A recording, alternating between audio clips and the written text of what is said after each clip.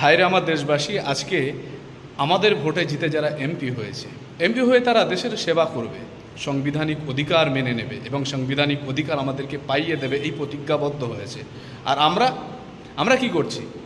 আমরা গিয়ে আমি আমার ভাইয়ের বাড়িটা ভাঙছি, আমার কাকার বাড়িটা ভাঙছি, আমার কাকাকে রাস্তায় ধরে পেটাচ্ছি, আমার কাকার ছেলেকে ধরে পেটাচ্ছি ওই রাজনৈতিক নেতাদেরকে জেতাবার জন্য। এবং তারা সরকারি সমস্ত অনুদানগুলো পাবে, সমস্ত সুযোগ সুবিধা সব কিছু পাবে, এমনকি তারা মাস গেলে মোটা টাকার মাইনেও পাবে।